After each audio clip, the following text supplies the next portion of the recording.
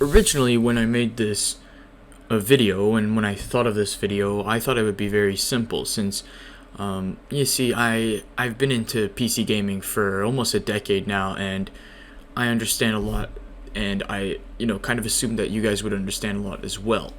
However, now I realize that it's quite necessary for me to get into detail exactly all of the steps and exactly what you're looking for when building a computer, especially of this magnitude, because $350 or $300 gaming PC isn't always necessarily priced accurately when purchasing a used PC. Sometimes you will have specs which are just not worth it, even though maybe on spec sheets or on different kinds of synthetic benchmarks which you find online tells you otherwise, such as, I don't know, anything like Cinebench, anything really. And so it's very necessary for me to go through step by step each component and exactly what's worth what and exactly what you should be looking at as an alternative, because when purchasing used products, it's very necessary that you know what your alternatives are, because you won't necessarily get the deal that you were looking for the product that I had listed. So let's start up with the CPU. CPUs are very important. They're the core or the brain of the computer, although that's not necessarily true, but basically they sum up a lot of the tasks which the computer will have to take in. Having a good CPU is definitely necessary. If you have a CPU which is a little more lacking or is missing some instructions or simply isn't necessarily powerful enough to run modern games, you'll have a lot of issues, especially with titles which are CPU intensive. Yes, some titles will demand more of your CPU than other titles, such as The Witcher 3, Far Cry 5. Well, that's not necessarily true, but it is quite important for these titles to have very good CPUs. Now, you can have two kinds of CPUs. You can have CPUs with, two kinds, kind of. That's just kind of how I filter them, but in reality, they're not really like filtered this way by most people. The two kinds I see, especially on a budget, is either a CPU with a lot of cores, but not necessarily the most powerful of CPUs, and then a CPU with a small amount of cores, but that are more frequency based or more IPC based, which means basically that they have stronger cores. Effectively, at this budget, I will probably suggest a processor which has a little less cores, but definitely has that single-threaded performance. Now, if you're looking for a CPU which has really strong cores, definitely go with Intel on the used market. AMD will have some issues with in terms of stock clocks, in terms of RAM, and overall it's not necessarily the best of ideas. Buying a cheap used and especially a older Intel CPU, your cores will still be very strong, and you will be able to play some of the modern games. Now, right out the gate, I have to say that I think it is very necessary that budget users know how to tweak their settings, know how to overclock their processors, and know how to do all these little tricks that they can do to gain more FPS, as it is quite important to be able to run modern games. Modern titles are getting more and more demanding, and if you want to be able to run Call of Duty Modern Warfare, Call of Duty Warzone, Overwatch, and other titles which are a little more demanding. Now, Overwatch isn't necessarily the most demanding game, but games like maybe Doom, for instance, these games are very frequency based, and having a CPU that is a little less powerful may not always be in your favor. So, based off of what I have said, a strong CPU, which I believe is very budget friendly in 2021, would be an i7 2600K, or maybe even an i5 2500K, depending on which task you're looking for. And realistically, the only real difference between the two is the hyperthreading performance. The i7 actually has hyperthreading, the i5 doesn't have a hyperthreading, and this will depend on your game. Some games like a lot of threads and don't really care about clock speeds. The i7 is at its limit good for that because it has hyperthreading, but it doesn't necessarily overclock just as well as the i5, which the i5 has a little less cache, doesn't have hyperthreading. These will affect the overall stability at high clock speeds. That's why a lot of people were buying i5 2500Ks, overclocking them to 5 gigahertz or so, and running them as their daily builds. And a 2600K, if you're not going to overclock, is technically better, depending on which one, like which of the two will you get a better price. I have found i5s at $20 in the past, and this was 2 years ago, so I'm sure you can always find these deals. 2600Ks, they were basically the flagship. Okay, the 2700K was a bit more of a flagship, but the 2600K, because of that, will have retained some of its value. Now, alternatively, let's say you're never going to overclock in your life cycle, or whatever the fuck, I suggest buying a pre-built straight out. A i7 2600K, or sorry, non-K pre-built is definitely decent, although that I do suggest overclocking, as it will give you an extreme amount of performance, especially on these older CPUs. Now, the alternative to buying these Sandy Bridge CPUs, first alternative would be buying an Ivy Bridge CPU. Ivy Bridge CPUs are slightly better in some workloads. However, while overclocking them, they're actually worse at overclocking, and will be less stable at higher overclocks. And so because of that, I can't really suggest Ivy Bridge all that much, because the small performance gain that you're going to get out of them will not necessarily be worth it. However, if you are buying, let's say, a pre-built system and you're looking to upgrade, well, all pre-builts with Sandy Bridge processors, so that's Intel 2000 series, will probably support Intel 3000 series, as they have the same socket and chipsets were basically almost the same. So because of that, just BIOS flash your motherboard, update your BIOS, and basically you'll be able to support Ivy Bridge processors. So if you are looking to increment a pre-built, like let's say you bought a pre-built for really, really cheap, and you're just looking for a little bit more CPU performance because you're seeing it bottlenecking you, that might be worth it. However, out the gate, I don't suggest buying Ivy Bridge.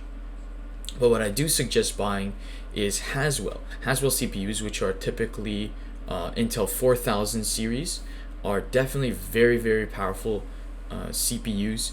They have they have a decent amount of IPC gains over Sandy Bridge, and although their overclocking is not necessarily better than Sandy Bridge, and in a lot of cases is worse than Sandy Bridge, they are definitely newer chips, and they will outperform Sandy Bridge at their best. So because of that, I do suggest buying an i5 4690K if you're looking for an overclockable setup, but out the gate you want a little more performance than a 2500 or 2500K, or even a 2600K in some cases. If you have a little bit more money, purchasing a 4770K or a 4790K, they're basically the same processors. Actually, they're pretty much like, you should not distinguish these two differently. The 70 and the 90 are basically the same. Don't bother. Basically, the 4770K, definitely a worth processor, will get you a lot of good performance. I've seen them go to 5 gigahertz easily, and they're definitely a little better than your i5 4000 series. Now, if you have that kind of cash, but you're looking for a system which supports DDR4 for any kind of reason, there isn't that many reasons why you would want DDR4, as they do have around the same performance as stock or overclocked DDR3. So stock DDR4 is worse than overclocked DDR3 in a lot of cases. So the only real reason why you'd want DDR4 is if you were to overclock, but then my suggestion kind of doesn't make any sense. And my suggestion would be purchasing Skylake. Early 4-core Skylakes are very powerful. They have better overclocking than Haswell slightly, and they are definitely worth chips. Quickly on the matter of 14 nanometer, do not buy any Prebuilt processors on the consumer platform. Any of the Intel 5000C consumer processors, if you ever find any, they're just not worth it. Their IPC gains are very small over Haswell. Their overclocking is horrible. Absolutely garbage processor. Do not look at these. But continuing on the subject, purchasing Skylake is definitely worth it. A 6600K is a good start for Skylake, but if you are looking for a better processor, the 7600K would probably be better priced, and it definitely has better overclocking, going up to 5.2 gigahertz. Now technically that is a Kaby Lake processor, so just keep in mind they're basically the same in a lot of cases. So Kaby Lake versus Skylake, you only have really some overclocking benefits, and over Haswell, well, Skylake is basically the same, and Kaby Lake only has overclocking as its benefit. Now at the very end of my list, if you are capable of budgeting this kind of processor, buying a 6700K is definitely worth it, as it has hyper-threading over the 6600K and over the 7600K. However, due to it having not the best overclocking, up to 4.8 gigahertz around, it's not necessarily worth purchasing versus, let's say, a 7700K. Although if you can find a good price on a 6700K, it's definitely worth it, as they might be closer to the 7600K's pricing, versus the 7700K was a full flagship processor and is known to be one of the best Skylake 4-core processors to ever have been created. Those will be a little more pricey. And around in this price range, I would say you can buy a CPU around $20 at the very minimum, and at the very maximum paying $140, maybe even $200 if you're really unlucky. That would be the price range of a CPU. The $20 mark would be buying a i5 2500K. A pre-built would not be considered, because then you would have to pay for the whole system, and you wouldn't be able to overclock. So I do suggest, like I said, overclocking your CPU.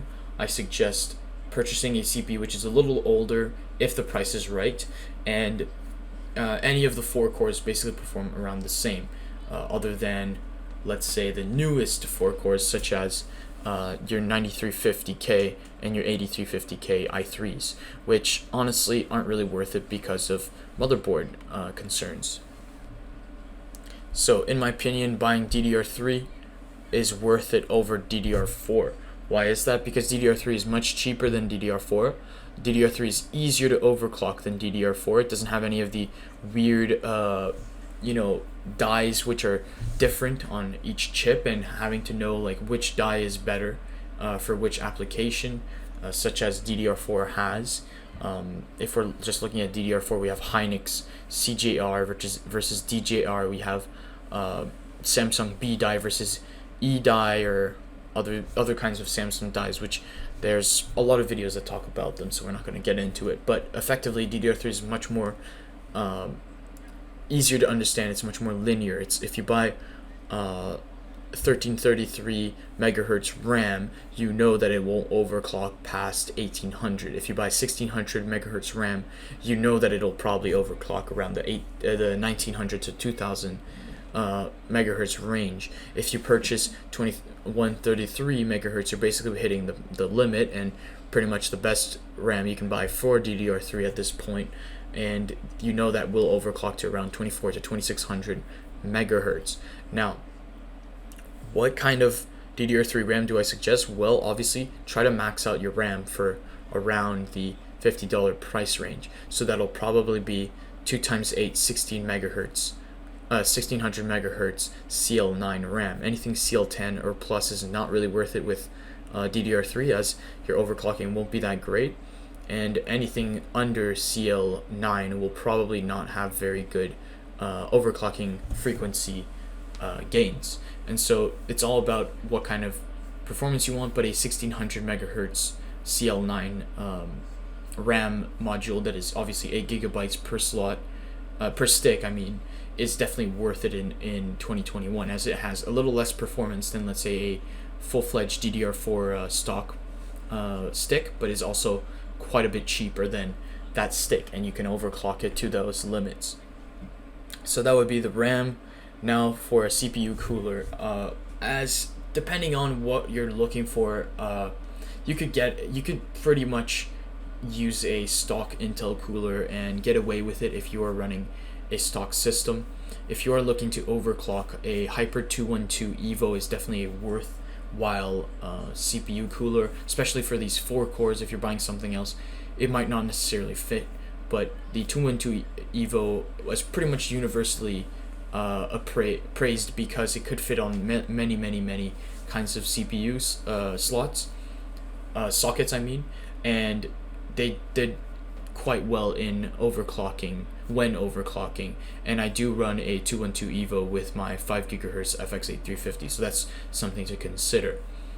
Purchasing some good thermal paste is also very important for noobs that don't actually know what thermal paste is. It's basically a plastic, kind of like a viscous plastic which you put on your CPU, and it is made to transfer the heat from your CPU to your CPU cooler in more of a flat manner, where like it's consistent, it goes consistently through the heat pipes of your CPU cooler. And so buying good thermal paste, well, decent thermal paste at around $10 is worth it, is definitely doable, and a decent CPU cooler at around $20 to $40 is also very doable. Now, if you are purchasing an i5 2500K, purchasing a 212 Evo won't necessarily get you to 5 GHz, but if you want to go one step further, looking for a Dark Rock Pro or a non-Pro is also very excellent. These are CPU coolers which I've always enjoyed, and they're very powerful in 2021 for those 5 GHz ranges. If you are looking to purchase an Aio Liquid Cooler, liquid coolers are great because they give you pretty decent out-of-the-box performance, but they do have a little less lifespan than, well, even a lot less lifespan than a typical air cooler. But they do have benefits of good idle temperatures and decent high temperatures depending on which AIOs. That's another factor about AIOs, is that they're not very consistent in which brand actually comes out with good performant AIOs. Personally, I quite like Corsair. The H80i V2 or even the V1 is pretty good. The H100i is also decent, but overall the H80i is probably my favorite one, as it is very thick and it gives a lot of it has a very aggressive fan curve, meaning that it will cool down its relatively small amount of liquid very fast, which means that it's definitely doable. Now, purchasing an AIO, it's always important to look at how big your AIO is. As you know, liquid can disperse thermal capacity much quicker than metals. However, there needs to be a lot of liquid, because cooling down that liquid is almost as hard as getting that heat into the liquid. So having a lot of liquid allows time for that liquid to cool down using the heatsink. So that's all for CPU coolers. Purchasing a CPU cooler around $20 to $40 is definitely doable. I would probably start with a $20 Hyper 212 Evo attached to my 2500K, so that's $20 plus $20. RAM, I would be buying 2x8 1600 megahertz CL9, which is around the $30 to $40 range. So that takes my total to around $80. Next is the motherboard. Purchasing motherboards is quite important. A motherboard can give you lots of PCIe lanes, lots of USB, and overall very good bandwidths on all of your components. So I suggest purchasing a Z77 motherboard if you can find one. Purchasing a newer chipset for an older CPU is definitely doable, and they will be backwards compatible to the Sandy Bridge. Like Ivy Bridge motherboards will be backwards compatible to Sandy Bridge motherboards, and they might have better BIOSes. So what to watch out for motherboards? Well, how many PCIe lanes you have, how many USB 3.0 headers, and also in the back ports, if you have PS2 support or not, if you do have that PS2 socket in the back. I don't believe you will find Wi-Fi chips on these motherboards. And then finally, overclocking features, BIOS features, and obviously if you have onboard buttons for testing purposes. These are all very useful. Another aspect that you should consider after considering all the overclocking aspects is obviously VRM heatsink and other things of that nature. At this budget, I don't expect a motherboard to have necessarily a VRM heatsink already plugged in, but looking into purchasing Amazon small heat sinks can be doable and will definitely save you a buck at certain times. But definitely look for the overclockability of your motherboard before looking for heat sinks, and if you have a heat sink. I kind of went the opposite route, and what ended up happening was I totally forgot that my motherboard was unreliable, and which cost me basically a motherboard. I had to sell it for very, very cheap because it wouldn't post anymore. I think it either bricked or I broke the north bridge. So, a recap on motherboards: purchase a good motherboard, relatively cheap. You can buy a Z77 motherboard for around $50 to $70, which is a bit more expensive. If you want to get a really, really good Z77 motherboard, it will go you in the $100 to $130 range, which is still not that bad, but then again, we are looking for a budget right now. So next, after that, the motherboard, like I said, around the $70 range. So let's put that in a calculator. That's around $130 at this point. We still don't have a hard drive, GPU, power supply, and case. So the hard drive is probably the easiest of steps. You can go multiple routes with hard drives, but there's a lot of information to learn. Effectively, hard drives are quite important. They need to be very fast, as Windows 10 and loading screens demand very fast hard drives. You can't just buy an old hard drive and expect having decent performance for your computer. If your computer is kind of slow and you have an old hard drive, it's because of your hard drive. Hard drives actually will basically lose performance through time. So if you buy a very old hard drive, it's not necessarily going to be beneficial for you. Now, if you do want a very cheap hard drive and you don't really care about performance, you just want to have maybe like a terabyte or two of storage, purchasing a Seagate Barracuda or a Western Digital Black 1 terabyte or 2 terabyte hard drive is definitely doable, and you can do it at a very cheap range, around $30 to $35. But these will be very somewhat old hard drives, and they'll be a bit slower than what you expect. And now for SSDs, if you're looking for a fast boot up times and such, purchasing an SSD can be worth it. Purchasing it used, not necessarily, but definitely purchasing a small SSD with a large hard drive, such as like a security camera hard drive, which can be sold for around the same price as a 2 terabyte black, so around $30. You can definitely pair them together through a RAID setup. RAID is very interesting technology that only PCs have, and it's probably one of the most beneficial setups, as it combines both hard drives together and gives you an increase in bandwidth. So purchasing a small SSD as a quote-unquote cache setup for your hard drive is definitely doable, and the cost of around $20 to $70 is around the range you will have to purchase your hard drive. Now, let's say you just want an SSD, purchasing a 500 gig Samsung 850 or even an 840 Evo is definitely doable around the $30 to $40 range. I personally purchased a $5 60 gigabyte SSD, which I used in my Xbox original build, which I will probably make a video sometime soon. So how much money do we have left? Well, we have around $150 left, all things considered. And if you do bundle up these components together in a used deal, you may have even more budget.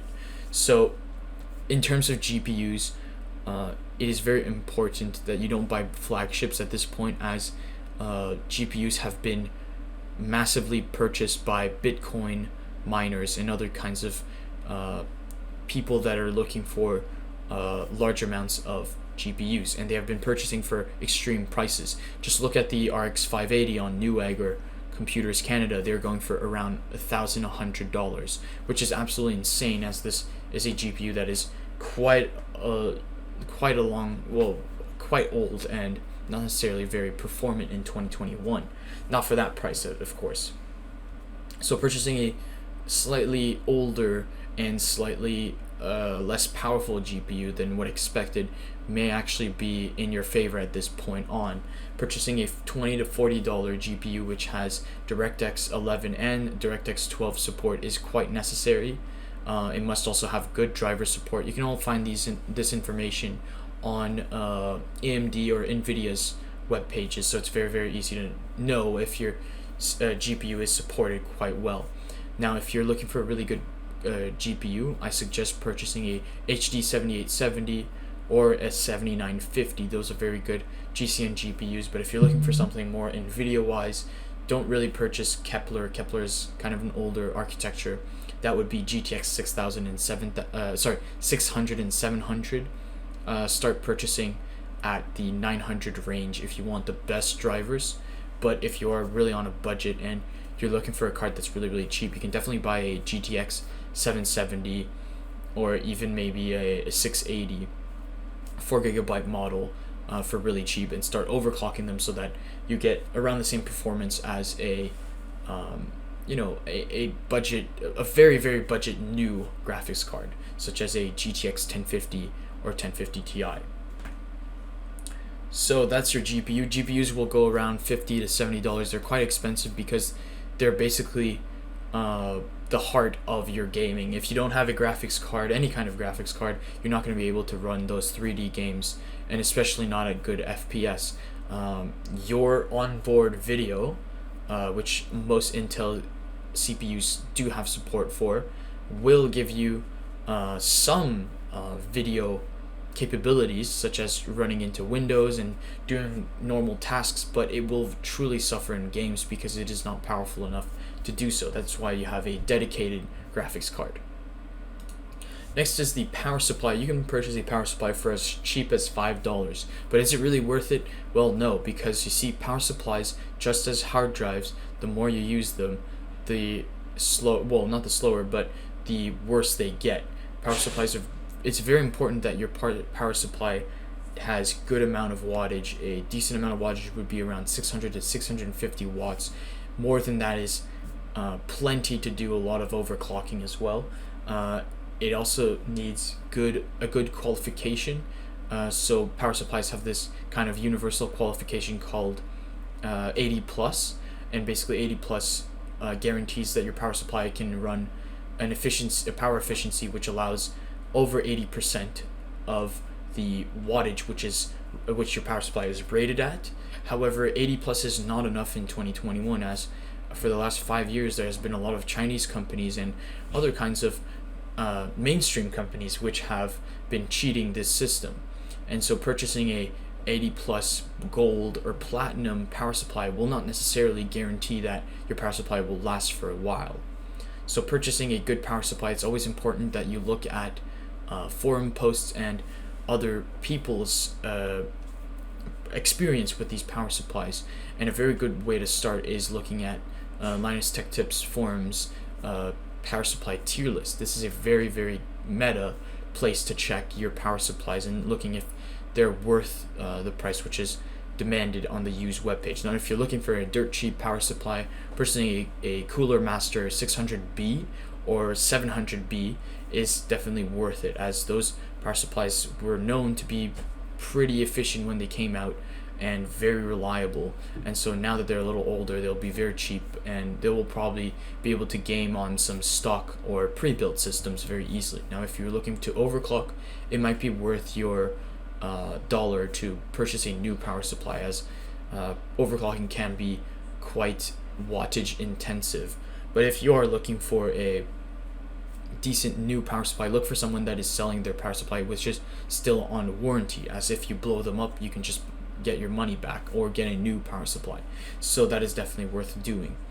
Power supplies, I've saw some at 750 watts silver qualification. This was a thermal take, so around a tier B or C, or I think it was actually C plus, something like that, power supply, which cost me only $40. So where are we right now in terms of pricing? Well, we're around the $250 range, which leaves you the option of a case. PC cases are very easy to find, but finding a good one can be a little demanding on the eyes, as you need to look at a lot of factors. But the main factor is airflow. If you have good airflow in your PC case, then you shouldn't have any worries with your components in there. The main point of buying a good PC case is that it has decent airflow so that your components don't cook. and that you don't have a lot of dust, obviously. Another aspect of PC cases is obviously having good input-output setups, so having USB 3.0 or even 3.1 would be great. Having some drive trays in case you need a CD drive to run movies or play older titles, that's very necessary. And another aspect which I think is a great tip for a noob purchaser of a PC case is purchasing a PC case with fans, because you never know when you need another fan, especially when you're overclocking, or if you purchase if you have a house full of dust or anything like that. Purchasing a lot of fans can be quite necessary, and having a PC case with already a couple fans is very, very good. That's about it for this list, guys. Purchasing a case could cost you as little as $10, but I personally purchased a $30 case as I wanted a case with a window at the time. I wanted a smaller case, and originally I thought it was a very good case. The Matrix 55 is not actually that great because of the airflow, but I was able to resolve that with a couple of tweaks, and now it is quite an excellent case. So, all things considered, $300 to $350 gaming PCs are definitely doable in 2021. You can definitely play the latest titles, not necessarily the titles that are coming out with ray tracing and VR, but you will be able to run the basis of gaming, which are esport titles that are easy to play, that have a lot of players which are playing constantly, and you can start, maximizing your time on your PC to actually enjoy yourself for once, other than playing consoles. We can finally talk about quickly keyboards and mice. Purchasing a good gaming mouse is probably pretty much necessary if you're playing FPS games or any kind of shooters, but purchasing a normal mouse or desktop mouse can be much, much cheaper, and they can be very, very good for any kind of top-down or esport titles such as League of Legends, even World of Warcraft. You don't necessarily need the best of mice, and so purchasing a regular desktop mouse can be very good. Now, a gaming keyboard is only really necessary if you feel that you are bottlenecked by your keyboard. I believe that keyboards are basically all the same to a certain extent. Personally, I have a system which lacks a lot of CPU power, and so what that causes is sometimes I get some keyboard lag where I press a button and it doesn't really do anything because my frame times are a little higher. So if you have a setup which is a little older and you kind of want something that is instant refresh time in terms of keyboards, purchasing a 1000 hertz gaming keyboard can be cool, but they're quite expensive. So purchasing a PS2 keyboard might actually be meta in your case, as a PS2 standard allows to basically stop everything which the CPU is doing and make that key pressed down. So that's what I have to say about that. Hope you guys enjoyed the video. Gave a lot of good tips. I know it's quite a long video once again, but there is a lot to talk about, right? This is purchasing a newbie's gaming PC in 2021 can be very difficult with all the issues that have been happening, and purchasing a used gaming PC can teach you a lot in terms of PC gaming, and also help you with experience in the future as building PCs, but also negotiating and other kinds of skills which you can develop using these techniques. Hope you guys enjoyed. Have a good day. Please subscribe.